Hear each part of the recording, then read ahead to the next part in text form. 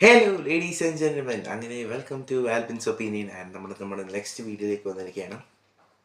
And ഇന്ന് നമ്മൾ സംസാരിക്കാൻ പോകുന്നത് captain America the Brave new world എന്ന് പറയുന്ന സിനിമയെക്കുറിച്ചാണ്. ക്യാപ്റ്റൻ അമേരിക്ക എങ്ങനെയുണ്ടെന്ന് ചോദിച്ചാൽ വളരെ ഒരു ആവറേജ് പടം, ബിലോ ആവറേജ് എന്ന് തന്നെ പറയാം. അതിന് അതിൻ്റേതായിട്ടുള്ള റീസൺസ് ഉണ്ട്. ഫസ്റ്റ് റീസൺ എന്ന് പറയുന്നത് ഈ ഫാൽക്കൺ എന്ന് പറയുന്ന ക്യാരക്ടർ സത്യമാണ് പണ്ടേ റൂസോ ബ്രദേഴ്സ് ചെയ്തൊരു പണിയാണ്. അന്ന് ആ എൻ ഗെയിമിൽ ആ ഷീൽഡ് എന്തിനാണോ ഫാൽക്കൺ കൊടുത്തത്, അത് കൊടുത്തുകൊണ്ടാണ് ഇപ്പോൾ ക്യാപ്റ്റൻ അമേരിക്ക പറയുന്നത്. ഇത് ക്യാപ്റ്റൻ അമേരിക്ക എന്ന് പറഞ്ഞാൽ ഫാൽക്കൺ എന്ന് വരെ ഇടായിരുന്നു.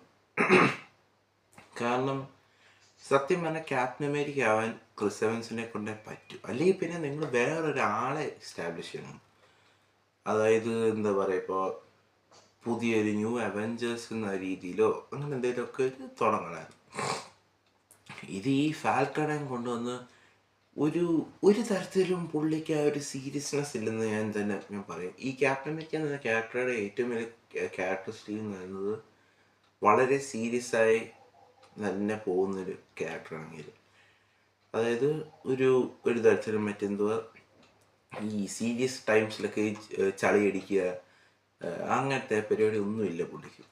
ബട്ട് ഇതിനകത്തേക്ക് വരുമ്പോൾ ഫാൽക്കൺ എന്ന് പറയുന്ന ക്യാരക്ടറുടെ ആ ഒരു ക്യാരക്ടറിസ്റ്റിക്സ് ആണ് ഇതിനകത്ത് കൊടുത്തേക്കുന്നത്.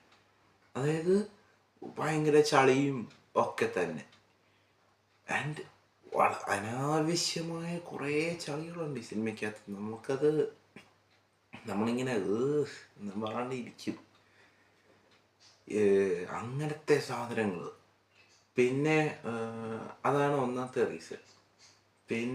പിന്നെ ഇതിനകത്ത് നമ്മുടെ മെയിൻ വില്ലൻ എന്ന് പറയുന്നത് ലീഡറാണ്. അതായത് ഈ സിനിമ സത്യം പറഞ്ഞാൽ 2008 ഇറങ്ങിയ ഇൻക്രെഡിബിൾ ഹൾക്ക് എന്ന് പറയുന്ന സിനിമയുണ്ട്, അതിൻ്റെ ഒരു കണ്ടിന്യൂഷനാണ് ഈ സിനിമ. അപ്പോൾ അതിൻ്റെ കുറച്ച് ഫുട്ടേജസും ഒക്കെ കാണിക്കുന്നുണ്ട് സിനിമയുടെ തുടക്കത്തിൽ തന്നെ. ആൻഡ് അതിനകത്തെ ആ ഒരു കണ്ടിന്യൂഷനാണ്. അപ്പോൾ അതിനകത്ത് നമ്മുടെ ലീഡറുണ്ട്, അതായത് സാമുവൽ സ്റ്റേൺസ് എന്നൊരു ക്യാരക്ടറുണ്ട്. ആ പുള്ളി ഇതിനകത്ത് അഭിനയിച്ച സെയിം ആൾ തന്നെയാണ്. അതായത് ആ ഒരു കാര്യത്തിൽ നന്ദിയുണ്ട്. ആ സിനിമയിൽ നിന്ന് ആ കൂടെ കൊണ്ടുവന്ന ഒരാൾ ഈ പുള്ളിയാണ്, ആ സെയിം ക്യാരക്ടർ ചെയ്യാൻ വേണ്ടി വന്നത്. അത് പുള്ളി നല്ല രീതിയിൽ തന്നെ ചെയ്തു വെച്ചിട്ടുണ്ട്. പുള്ളിയുടെ ക്യാരക്ടർ പുള്ളി നല്ല രീതിയിൽ ചെയ്തു വെച്ചു. പക്ഷേ ഈ ലീഡർ എന്ന് പറയുന്ന ക്യാരക്ടറിനൊരു മേക്കപ്പ് ഉണ്ട്. അത് നമ്മുടെ ഈ കോമിക്സ് വായിക്കുന്നവർക്ക് നല്ല രീതിയിൽ മനസ്സിലാവും. അതായത് പച്ച കളർ തല ഇങ്ങനെയാ പോകുന്ന തല. അപ്പോൾ ആ ഒരു മേക്കപ്പ് ഒക്കെ ഒന്ന് കൊണ്ടുവരാണ്ട് ഇതിനകത്ത് എന്തോ നൂഡിൽസ് ചുറ്റി വെച്ചേക്കുന്ന പോലെയാണ്.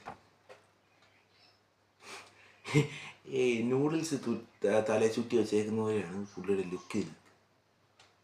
അതും കണ്ടാൽ തന്നെ മനസ്സിലാവും ആർട്ടിഫിഷ്യലാണ്. ഒന്നാമത്തെ കാര്യം സോ ആർട്ടിഫിഷ്യൽ,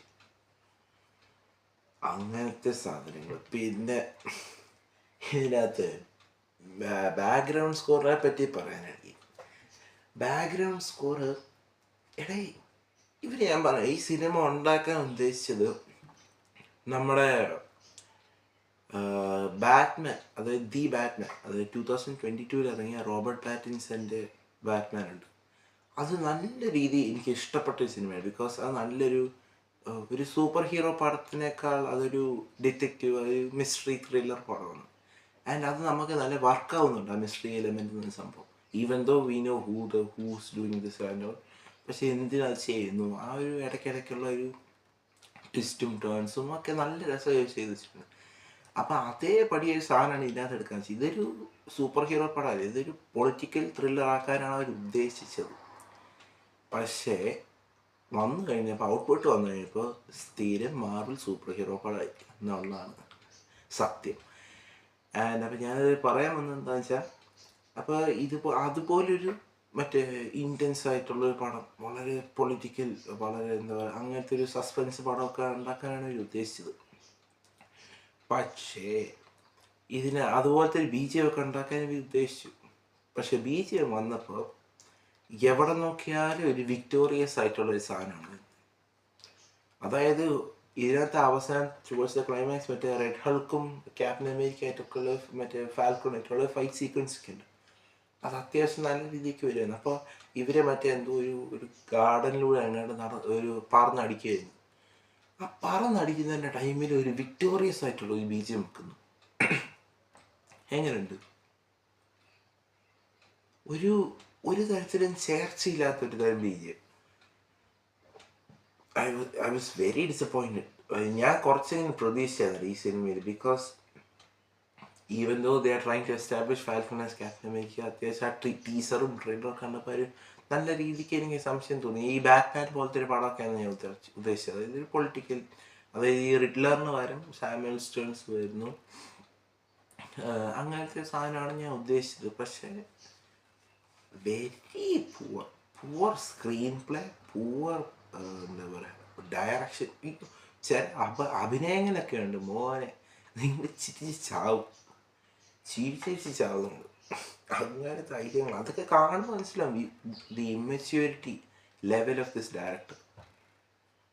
അത്രയ്ക്ക് ശോക പടമാണ്.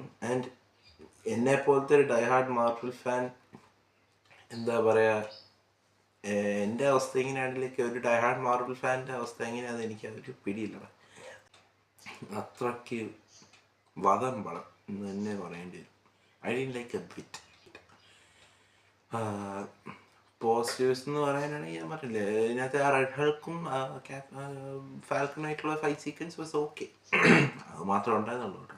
പിന്നെ ഒരു കാര്യം, നമ്മുടെ സെലസ്റ്റിയൽസിനെ അവർ പിന്നെ കുറച്ച് നാളുകൾക്ക് ശേഷം കൊണ്ടുവന്നു. അതിന് ഒരു നന്ദിയുണ്ട്. പക്ഷെ അത് എങ്ങനെയാണ് ഇത്രയും നാളും ഇവരുടെ കണ്ണി പെടാണ്ടിരുന്നതെന്ന് ദൈവത്തിന് മാത്രം അറിയാം. അങ്ങനെ അപ്പോൾ അത് കഴിഞ്ഞിട്ട് പിന്നെ എന്തുവായിരുന്നു, സാമുവൽ സ്റ്റേൺസ് ആയിട്ട് അഭിനയിച്ച പുള്ളി കിഡിലെ ചെയ്ത് വെച്ചിട്ടുണ്ട്. പുള്ളിയുടെ ആ ഒരു റോളൊക്കെ, പക്ഷെ അങ്ങനെ ഞാൻ പറഞ്ഞില്ല, ആ ഒരു ആർട്ടിഫിഷ്യാലിറ്റി ലെവൽ സ്റ്റിൽ റിമെയിൻസ്. അതാണ് സംഭവം. അപ്പോൾ that's all about captain America. എനിക്കൊരു വളരെ ബിലോ ആവറേജ് ആയിട്ടുള്ള സിനിമയാണ് ആയിട്ടാണ് തോന്നിയത്. നിങ്ങളുടെ അഭിപ്രായം എന്താണെന്ന് വെച്ചാൽ നിങ്ങൾ കമൻറ്റ് ബോക്സിൽ അറിയിക്കുക. So until the next video, bye guys.